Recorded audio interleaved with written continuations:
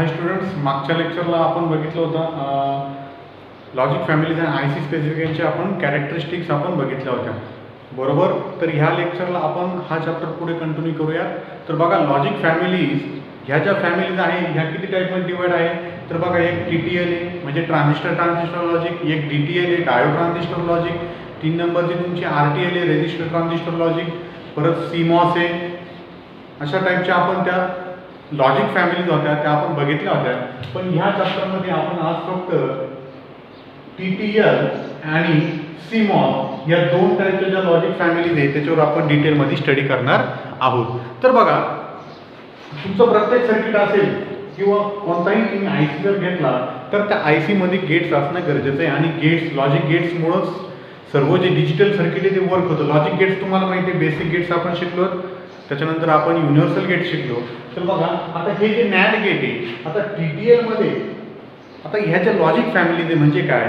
आता तुमचे जे IC जे आहे, IC म्हणजे काय, इंटिग्रेटेड सर्किट. आता IC तुमच्या मोबाईलमध्ये वापरतात, TV मध्ये वापरतात, प्रत्येक इलेक्ट्रॉनिक्स किंवा डिजिटल कॉम्पोनंटमध्ये IC तुम्हाला वापरणं गरजेचं आहे. इथपर्यंत तुम्हाला माहीत आहे. पण बघा, IC मध्ये तुम्ही फॅमिली कोणती वापरतात, म्हणजे ट्रान्झिस्टरची फॅमिली वापरतात का रेजिस्टरची वापरतात का डायोडची वापरतात, याच्यावर खूप महत्त्वाचं आहे. तर ट्रान्झिस्टरची लॉजिक फॅमिली TTL म्हणजे ट्रान्झिस्टर लॉजिक ही जी फॅमिली आहे ही फॅमिली सगळ्यात जास्त आपण आज IC मध्ये त्याचा वापर करतो. आणि 2 नंबरची जी फॅमिली आहे ती कोणती आहे, MOS फॅमिली म्हणजे मेटल ऑक्साईड सेमीकंडक्टर. TTL किंवा MOS फॅमिलीचा आपण जास्त उपयोग करू शकतो. तर आता TTL म्हणजे ट्रान्झिस्टर लॉजिकमध्ये, ह्या लॉजिक फॅमिलीमध्ये तुमचा नॅन्ड गेट कसा तुम्ही डिझाईन करणार, नॉर गेट कसा डिझाईन करणार, तुमचे बाकीचे जे बेसिक गेट्स असेल, अँड गेट असेल, ऑर गेट असेल, हे जे सर्व गेट आहेत अँड, ऑर आणि नॉट, हे तुमचे बेसिक गेट्स आहे. हे सर्व बेसिक गेट्स तुम्ही कसे इम्प्लिमेंट करणार, तर ते आपण आज या TTL फॅमिलीमध्ये आपण शिकणार आहोत. तर बघा, TTL फॅमिलीमध्ये आज आपण शिकणार आहोत TTL NAND. आता NAND gate is a gate which is universal gate. NAND आणि NOR काय तुमचे युनिव्हर्सल गेट आहे. आणि त्यांचे तुमचे ट्रूथ टेबल आहे ते पण काय सिंपल आहे. बघा, A B 0 0 0 1 1 0 1 1. NAND is a gate which is inversion to AND gate. म्हणजे AND गेटचा जर ट्रूथ टेबल बघितला 0 0 0 1 आणि inverse of 1 1 1 0 is nothing but NAND gate. Okay. तर आता हे जे आउटपुट आहे, आपण A आणि B इनपुट देतो, पण आउटपुट आपल्याला भेटतं कसं TTL मध्ये, ट्रान्झिस्टर लॉजिक मध्ये हे आउटपुट भेटतं कसं. 0 0 0 तुम्हाला 1 भेटणार, 0 1 दिलं 1 भेटणार, 1 0 दिलं 1 भेटणार आणि 1 1 दिलं तुम्हाला 0 भेटणार. हे जे आउटपुट आपल्याला भेटतं हे कसं भेटतं आणि हे आउटपुट भेटण्यासाठी कशी डिझाईन केलेली आहे ट्रान्झिस्टर लॉजिक मध्ये, ते आज आपण शिकणार आहोत. तर आज आपण डिझाईन करणार आहोत कोणतं गेट, NAND गेट. तर बघा, NAND गेटची डिझाईन खूप सिंपल आहे आणि इझी आहे. मी एक सर्किट डायग्राम काढतो. बघा,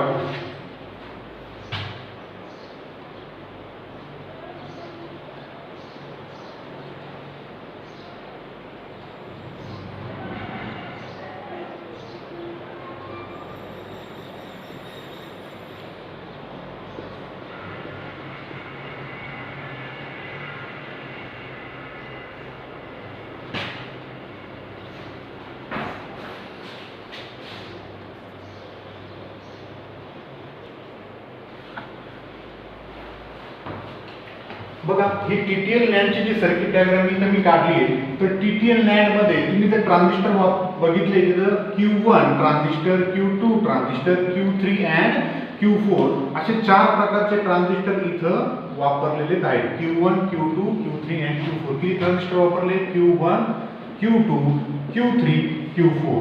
आता ट्रान्झिस्टर आलं तर 3 टर्मिनल तुमचे नेहमी आले, इमिटर, बेस अँड कलेक्टर, बरोबर. आता ट्रान्झिस्टर मध्ये 3 टर्मिनल आपण बघितले त्याच्या आधी. आता बघा, ट्रान्झिस्टरची सर्किट एक सिंपल सिम्बॉल जर काढला तर हा तुमचा काय झाला, ट्रान्झिस्टर, बरोबर. Transistor, emitter, base, collector, NPN असेल किंवा PNP असेल. तर इथून मागं तुम्ही जो ट्रान्झिस्टर बघितला होता त्या ट्रान्झिस्टरला इमिटर जे टर्मिनल होते, किती टर्मिनल वापरले होते आपण? एक टर्मिनल, एक इमिटर, एक बेस आणि दुसरा 3 नंबरचा काय असा तुमचा कलेक्टर. पण इथं जो ट्रान्झिस्टर वापरलेला आहे त्या ट्रान्झिस्टरला किती इमिटर वापरले? Total 2 emitter. किती इमिटरचा ट्रान्झिस्टर आहे हा? 2 इमिटरचा ट्रान्झिस्टर आहे. 2 इमिटर का? तर आपल्याला 2 कंडिशन सॅटिस्फाय करायचा आहे, एक ए साठी आणि बी साठी, म्हणजे 0 0 0 1 1 0 अँड 1 1. 4 कंडिशन आपल्याला सॅटिस्फाय करण्यासाठी आपण किती इमिटर वापरले? तिथं 2 इमिटर. असे तुम्ही 3 वापरू शकतात, 4 वापरू शकतात, अप टू 8 इमिटर. एका ट्रान्झिस्टरला तुम्ही 8 इमिटर वापरू शकता. ठीक आहे. पण नॅन्ड गेटसाठी किंवा टीटीएल नॅन्ड याला काय म्हणणार आपण? 2 input TTL NAND gate. 2 input म्हणजे का? तर ए आणि बी दोनच इनपुट आपण इथे दिलेले आहेत, म्हणून आपण काय म्हणू याला? 2 इनपुट टीटीएल नॅन्ड. तर बघा आता ट्रान्झिस्टर आला म्हणजे transistor is a combination of 2 diodes. हे कोणी पण सांगू शकतं, कारण हा एन पी एन एन डायोडचा सिम्बॉल,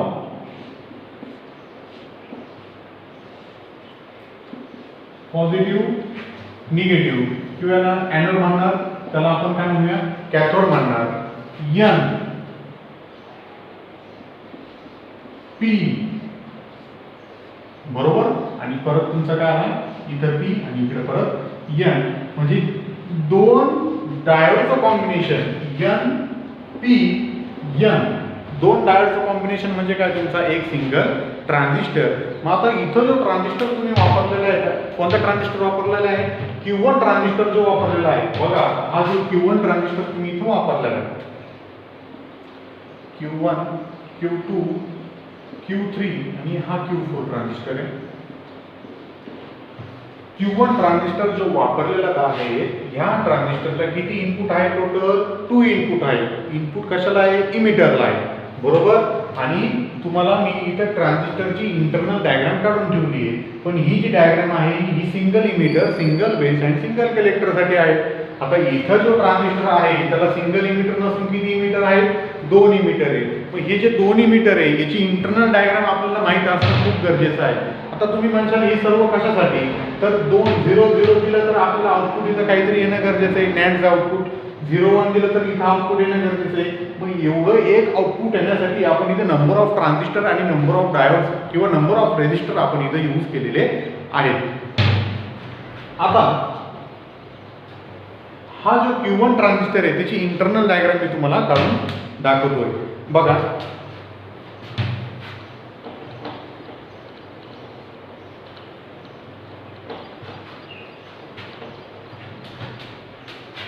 किती इमिटर आहे? त्याला 2 इमिटर, आणि दोन्ही इमिटर कशाला कनेक्टेड आहे? एन आणि एन ला.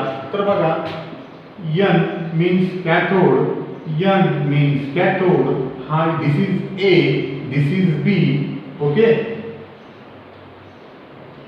दिस इज टर्मिनल इज इमिटर, आणि इथं तुमचा काय येणार? एक 3 नंबरचा येतं लक्षात. A B N N P N N N P P P P, this one N and this is centre, त्याला आपण सी म्हणूया किंवा इथं पॉइंट एक्स म्हणा.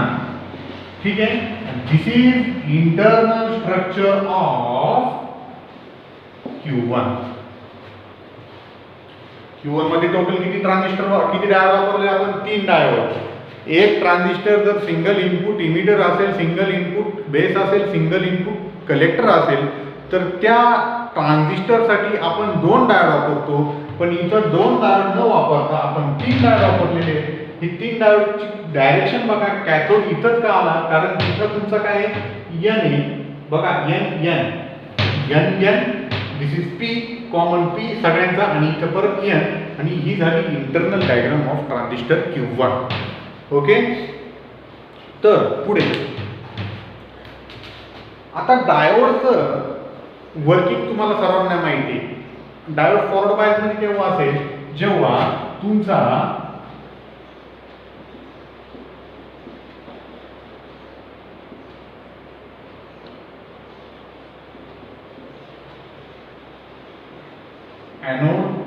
कॅथोड. फॉरवर्ड बायस म्हणजे केव्हा असेल, जेव्हा ॲनोडला पॉझिटिव्ह चार्ज येईल, कॅथोडला निगेटिव्ह चार्ज येईल, and this is nothing but forward bias. आणि जेव्हा ॲनोडला निगेटिव्ह येईल आणि कॅथोडला पॉझिटिव्ह येईल, तर ह्या कंडिशनला आपण कोणती बायसिंग म्हणणार, रिव्हर्स बायसिंग. मग बघा, फॉरवर्ड बायसिंग आणि रिव्हर्स बायसिंगवर सर्व ऑपरेशन हे तुमचं डिपेंड आहे. तर बघा, हे इंटरनल स्ट्रक्चर महत्त्वाचं आहे, समजून घ्या. इंटरनल स्ट्रक्चर जर कळलं तर तुम्हाला सर्किट आत्ताच कळल्यासारखं आहे. आता बघा, ट्रान्झिस्टरचा एक लॉजिक आहे.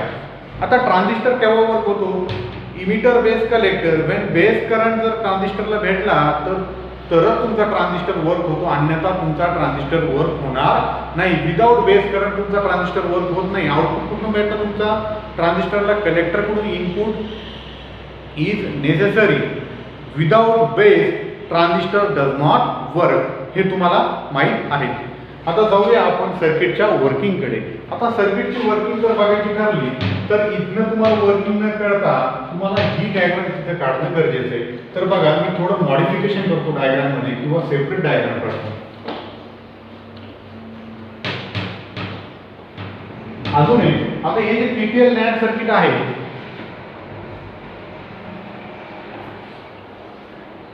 TTL NAND सर्किट जे आहे, ही सर्किट कोणतं तुमचं TTL NAND. तर हा जो पार्ट आहे त्याचा, दिस वन, याला आपण काय म्हणतोय, कोणता पार्ट म्हणतो याला, किंवा कोणतं सर्किट म्हणणार याला, टोटम पोल सर्किट.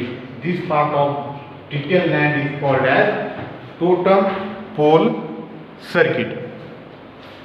ओके. आता हे जे सर्किट आहे ते मी इकडे काढतो विथ मॉडिफिकेशन, कारण ही इंटरनल डायग्राम आपण तिथे डायोडची काढल्याशिवाय तुम्हाला वर्किंग करणार नाही. तर बघा, इथं मी घेतलाय VCC. ओके, हा रेजिस्टर माझा कोणता रेजिस्टर, R1. देन 2 इनपुट, कोणते इनपुट आहे, A and B. इथं म्हणणार मी A, इथं म्हणणार B. A B, A B.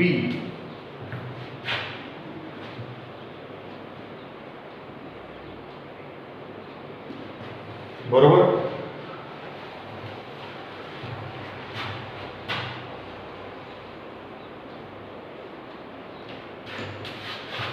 माझा ट्रान्झिस्टर काढून झालाय Q1. त्याच्यानंतर मी R2 घेतलाय, R2 ला बेस करंट प्रोव्हाइड केलाय, base connection, sorry not current, base connection me provide केलंय. आता बघा, हा झाला डायोड D1, हा झाला डायोड D2 आणि हा झाला diode D3. R1 R2. Okay, आणि दिस वन टोटम पोल सर्किट म्हणलं तर एक रेजिस्टर आला R3, त्याला आलं कनेक्शन कशाचं, ट्रान्झिस्टरचं कनेक्शन, नंतर diode, then again transistor, and then to the ground. इथं मी एक रेजिस्टर काढलाय आणि हे सर्किट ग्राउंडला कनेक्ट केलंय. आणि या रेजिस्टरचा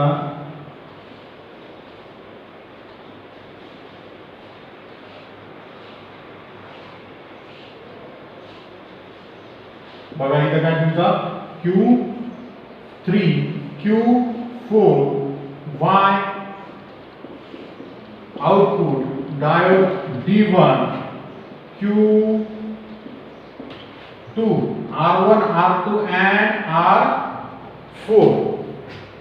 ओके, अशा टाईपचं सर्किट इथं डिझाईन झालंय. खूप सिंपल सर्किट आहे. आता दोन्ही जर सर्किट तुम्ही बघितले तर दोन्ही सर्किट इथं तुम्हाला काय दिसणार, सिमिलर दिसणार आहे. बरोबर.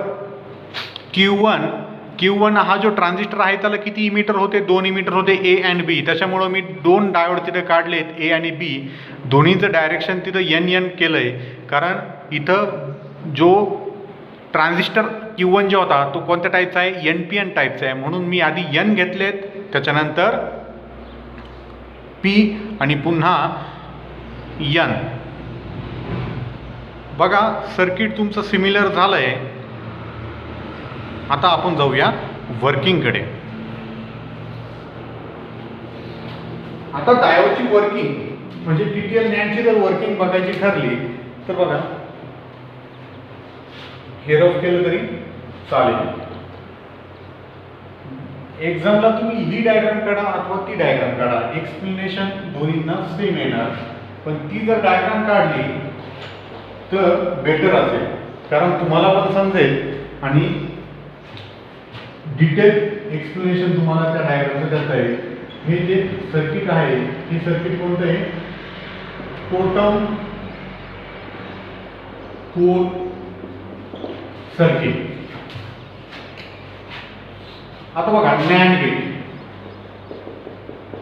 NAND A B 0 0 0 1 1 0 1 1, output of NAND gate 0 0 0 1 1 1 0.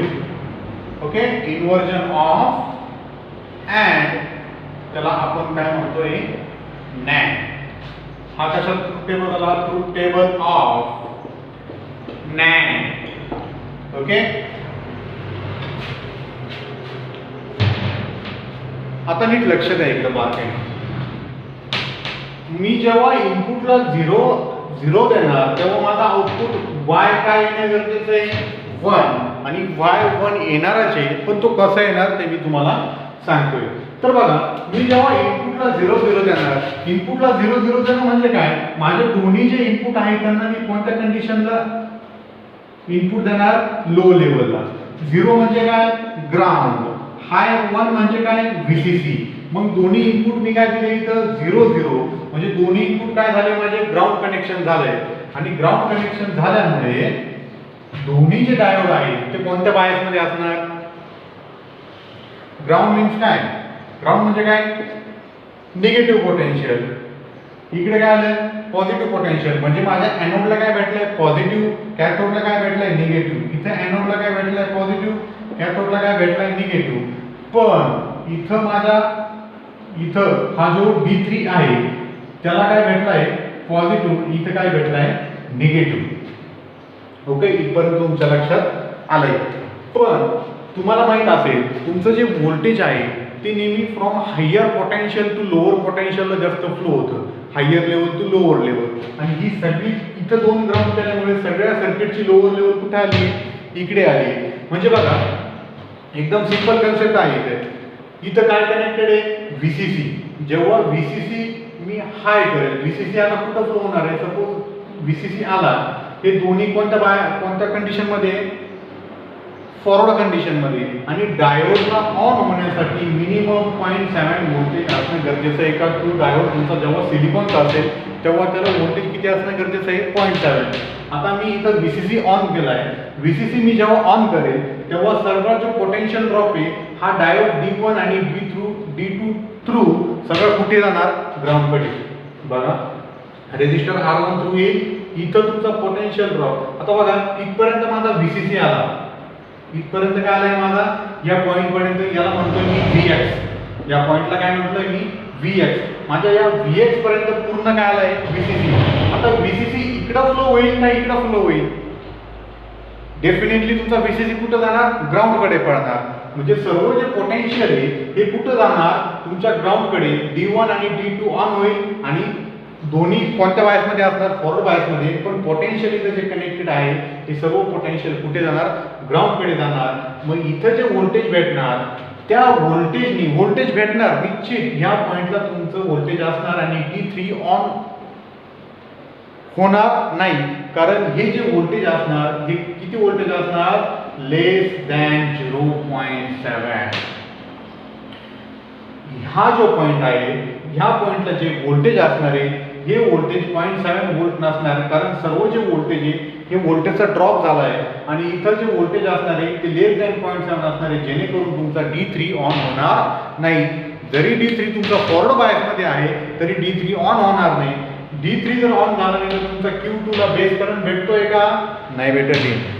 बघा, लॉजिक खूप सिंपल आहे. जेव्हा ट्रान्झिस्टरला बेस करंट भेटेल तेव्हा तुमचा ट्रान्झिस्टर ऑन कंडिशन मध्ये असेल, अन्यथा तुमचा ट्रान्झिस्टर कोणत्या स्टेट मध्ये असणार आहे? ऑफ कंडिशन मध्ये. म्हणजे तुमचा ट्रान्झिस्टर तुमचा ॲज ए क्लोज, ओपन किंवा कोणत्या स्टेटमध्ये कोणत्या रिजनमध्ये ऍक्ट करणार, तो कट ऑफ रिजनमध्ये. संपूर्ण VCC R1 थ्रू ह्या पॉईंटकडे आला. या पॉईंटला मी VX म्हटलोय. इथं जरी VX पॉईंट म्हटलाय, इथं सर्व जे व्होल्टेज हे D1 आणि D3 थ्रू, D2 थ्रू ग्राउंडकडे जाते. D3 कडे व्होल्टेज येतंय पण लेस दॅन 0.7, जेणेकरून तुमचा D3 ऑन होणार नाही. D3 जर ऑन नसेल तर तुमचा Q2 काय कोणत्या स्टेटमध्ये असणार आहे? ऑफ स्टेटमध्ये असणार आहे. सॉरी, हे कनेक्शन राहिले बघा.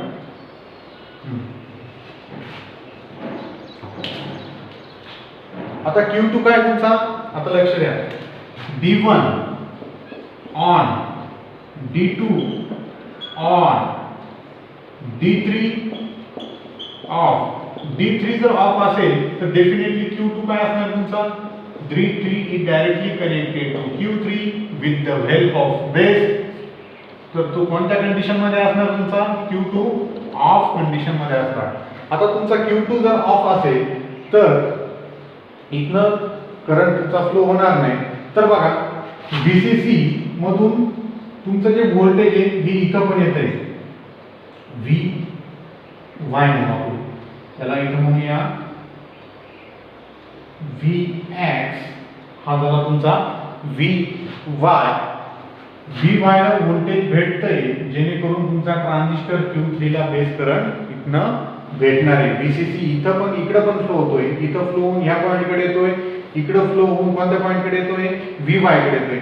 VY कडे आला तो खाली जाऊ शकतो Q2 कडे, पण Q2 ऑन आहे का? नाही, कारण Q2 ला बेस करंट भेटलेला नाही. तो इथून येऊ शकतो R3 कडे, Q3 कडे जाणार, पण Q3 ला बेस करंट भेटलाय का? हो, Q3 ला बेस करंट इथं भेटलाय, कारण Q2 तुमचा ऑफ असल्या कारणाने इथं जे VY व्होल्टेज आहे ते जे व्होल्टेज आहे ते Q3 ला बेस व्होल्टेज म्हणून प्रोव्हाइड केले जाते. म्हणून ह्या कंडिशन मध्ये Q3 तुमचा कोणत्या स्टेट मध्ये असणार आहे? ऑन स्टेट मध्ये असणार आहे. Q3 जर ऑन असेल तर डायोड ऑन असेल, आणि हा जो डायोड आहे, आता हा डायोड ऑन झालाय, but with help of VCC, म्हणून आपल्याला आउटपुट काय भेटणार आहे? हाय भेटणार आहे. आता Q2 जर ऑफ असेल तर तुमचा Q4 काय इनिशियली ऑफ असणार, कारण Q2 चा जो इमिटर आहे तो कशाला कनेक्टेड आहे? Q4 च्या बेसला. Q4 ला बेस करंट भेटत नाही, म्हणून इथं ग्राउंडचा पोटेन्शियल ऍक्ट होत नाही. इथं सर्व जे पोटेन्शियल येते ते VCC थ्रू D1 कडे, आणि तुमचा Y इन हाय स्टेज. तुमचा Y कोणत्या स्टेज मध्ये जातो? इथं हाय स्टेज मध्ये. आता मी पुन्हा रिपीट करतोय बघा, D1 आणि D2 तुमचे फॉरवर्ड बायस मध्ये आहेत. D1 आणि D2 फॉरवर्ड बायस मध्ये असल्या कारणाने VCC कुठं फ्लो होतोय? सर्व VX पॉइंट कडे. आता VX पॉइंट कर जर आला तर तिथं दोन पोटेन्शियल त्याला भेटत आहेत, एक D1 आणि D2 कडे आणि तिसरं 2 नंबरचं D3 कडे. पण तो D3 कडे न जाता D1 आणि D2 कडे जाईल, कारण तिथं लोअर पोटेन्शियल भेटतंय, तिथून जास्त करंट फ्लो होईल. तो सर्व जो करंट फ्लो होणार आहे तो ग्राउंडकडे होणार आहे. त्याच्यानंतर D3 ला तुम्हाला 0.7 व्होल्टेज न भेटल्या कारणाने तुमचा D3 ऑफ स्टेजमध्ये असणार आहे. D3 ऑफ असेल तर Q2 ऑफ, Q2 ऑफ असेल तर Q4 ऑफ, कारण initially Q2 and Q4 is dependent with each other, because emitter output emitter voltage of Q2 is connected to input emitter voltage input base current of Q4. बरोबर ना? Base तुमचा जो आहे तो कशाबरोबर connected आहे? इमिटरच्या Q3चा emitter आणि Q4चा base हा एकत्र कनेक्टेड आहे. Q2 of, Q4 of. बघा, आता VCC VY पॉईंटकडे पण ऍक्ट होणार. आता VY पॉईंटला जर आला तर Q3 ला तुमच्या बेस व्होल्टेज भेटणार आहे, जेणेकरून तुमचा VCC R3 through Q3 through D1 through Y ला तुम्हाला आउटपुट व्होल्टेज 1 भेटेल.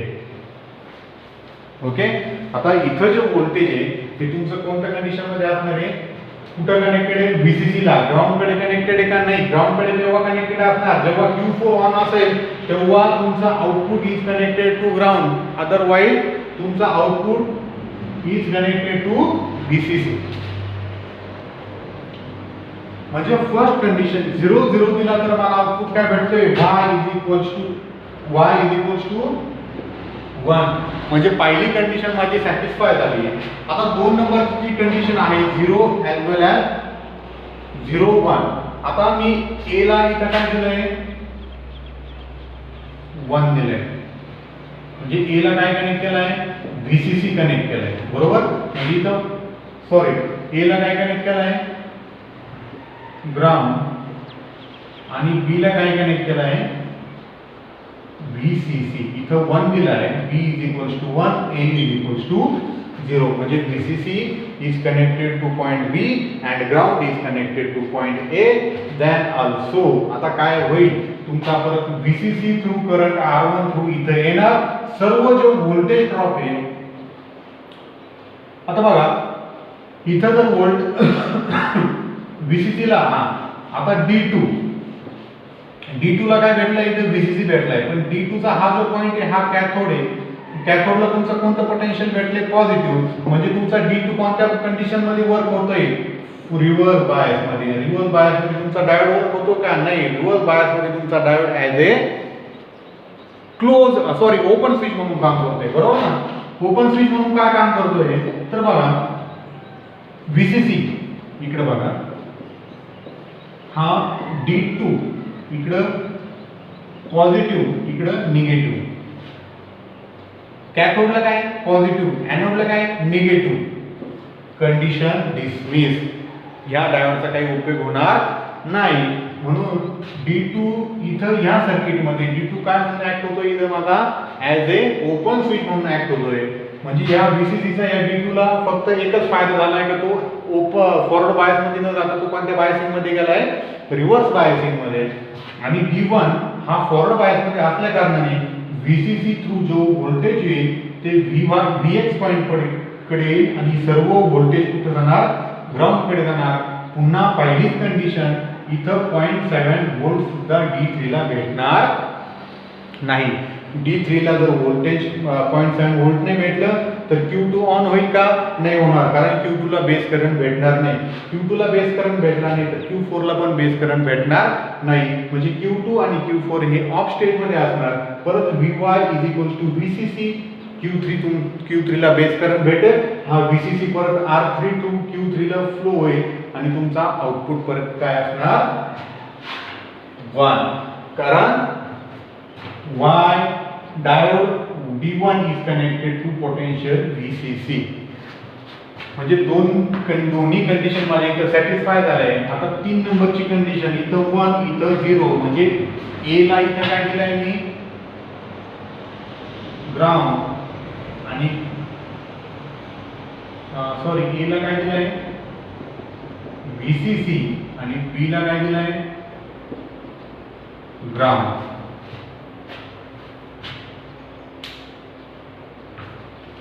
आता ह्या कंडिशन मध्ये D2 तुमचा फॉरवर्ड बायस मध्ये असणार आणि D1 तुमचा रिव्हर्स बायस मध्ये असणार. म्हणजे D1 तुमचा ओपन सर्किट आहे, सर्व जो VCC मधून करंट येणार व्होल्टेज येणार R1 थ्रू D1 कडे न जाता D2 कडे येईल. D2 तुमचा फॉरवर्ड बायस मध्ये असल्या कारणाने सर्व व्होल्टेज ड्रॉप कुठे जाणार ग्राउंड कडे. म्हणून परत इथं 0.7 पेक्षा D3 ला कमी व्होल्टेज भेटणार आणि तुमचा D3 हा ऑफ स्टेज मध्ये असणार. D3 of stage, Q2 of because of base current, Q2 of, Q4 is also in off condition. Vy = VCC. नंतर VCC इथं जर आला तर तुमच्या Q3 ला कोणता करंट भेटतोय बेस करंट भेटतोय थ्रू VCC. इथं बेस करंट भेटला तर emitter current collector current easily flow होईल आणि कलेक्टर करंट परत D1 कडे येईल आणि Y परत तुमचा 1 कंडिशन मध्ये इथं असणार आहे. आता लास्ट कंडिशन जी आहे दोन्ही पण आपल्याला काय ठेवायचे 1 ठेवायचे. A also 1 and B is also in 1 condition. बघा A = 1, B = 1. पुन्हा VCC थ्रू इथं पोटेन्शियल आता इथं न जाता, कारण हा पण कोणत्या बायस मध्ये रिव्हर्स बायस मध्ये, हा पण कोणत्या बायस मध्ये रिव्हर्स बायस मध्ये. दोन्ही D1 आणि D2 कोणत्या बायस मध्ये असणार रिव्हर्स बायस मध्ये.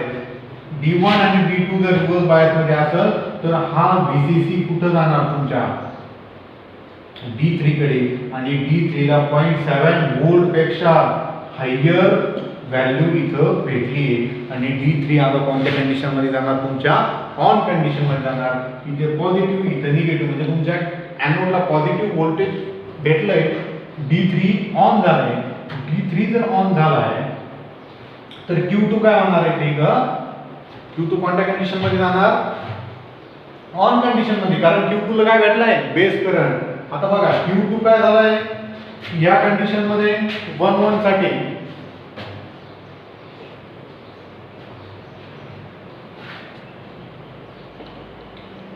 इथे म्हणतो for A is equals to 1, B is equals to 1, D1 of D2 of D3 on due to D3 कोण ऑन झालंय बेस करंट भेटलाय कोणाला भेटलाय Q2 ला. Q2 ऑन होईल का हो निश्चित Q2 काय होणार ऑन होणार. Q2 ऑन झालाय म्हणजे Q4 ऑन होईल का हो निश्चित. मग इथे काय होईल Q4 ऑन कारण Q4 ला कोणता करंट भेटलाय बेस करंट. आता राहिला विषय Q3 चा. आता बघा Q2 जर ऑन असेल तर पोटेन्शियल इकडे न जाता कलेक्टर करंट तुमचा कुठे फ्लो होणार Q2 कडे कारण higher potential to lower potential voltage always flow from higher potential to lower potential. VCC इथपर्यंत आलाय VY पर्यंत आलाय पण VY पर्यंत जर आला जेव्हा तुमचा Q2 ऑफ होता त्यावेळेस तो Q3 कडे जात होता पण इथं Q2 काय होता तुमचा ऑन कंडिशन मध्ये म्हणून हा कुठे फ्लो होणार तुमच्या Q2 कडे. म्हणून Q2 जर ऑन आहे तर Q3 काय असणार तुमचा ऑफ कंडिशन मध्ये असणार. आता इकडे जर बघितलं Q3 जर ऑफ कंडिशन मध्ये असेल म्हणजे Q3 ला कलेक्टर करंट फ्लो होतोय का नाही म्हणजे